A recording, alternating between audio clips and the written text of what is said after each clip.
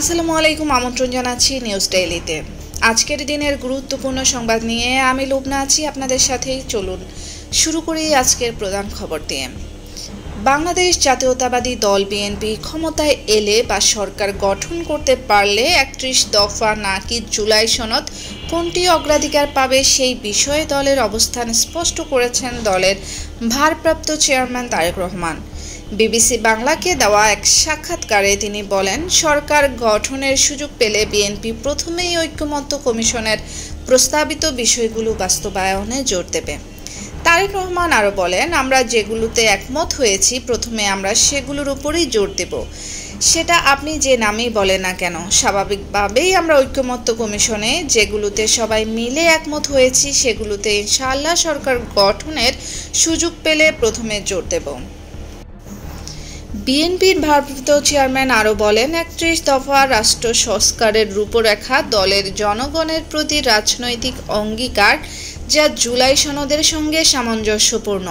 তিনি বলেন, আমাদের ৩১ দফার মধ্যে সেগুলো জুলাই সনদের সঙ্গে মিলে গেছে, সেগুলো আমরা বাস্তবায়ন করবই, আর যেগুলো আলাদা সেগুলোও করব, কারণ সেটিও আমাদের রাজনৈতিক কমিটমেন্ট। জুলাই সনদ বাস্তবায়নের পদ্ধতি নিয়ে চলমান বিতর্ক প্রসঙ্গে তারেক রহমান বলেন, বিএনপি মনে করে নির্বাচনের আগেই নয় বরং নির্বাচিত সংসদেই এসব বিষয়ের সিদ্ধান্ত নেবে। তারেক রহমান বলেন, আমরা কোনো হাইড অ্যান্ড সিক করছি না। নির্বাচন সংসদের বাহিরে গিয়ে কিছু করা হলে তা ভবিষ্যতের জন্য খারাপ দৃষ্টান্ত হয়ে থাকবে।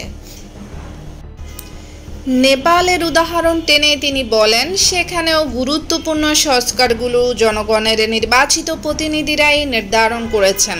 বাংলাদেশের ক্ষেত্রেও তেমনটাই হওয়া উচিত বলে মন্তব্য করেন তিনি আরও বলেন, যেগুলো আইন দিয়ে করা যায় সেগুলো এখনই হোক, কিন্তু যেগুলো সাংবিধানিক অনুমোদন দরকার সেগুলো নির্বাচিত সংসদ থেকেই করা ভালো। বিবিসি বাংলাকে দেওয়া এই সাক্ষাৎকারে তারেক রহমানের বক্তব্য স্পষ্ট হয়েছে, বিএনপি ৩১ দফা ও জুলাই সনদের সমান্তরাল রাজনৈতিক অঙ্গীকার হিসেবে দেখছে, তবে অগ্রাধিকার পাবে ঐকমত্য কমিশনের প্রস্তাবিত বিষয়গুলো। এই ছিল এখনকার মতো সংবাদ। পরবর্তী সংবাদ দেখার আমন্ত্রণ জানিয়ে আমি বিদায় নিচ্ছি। আল্লাহ হাফেজ।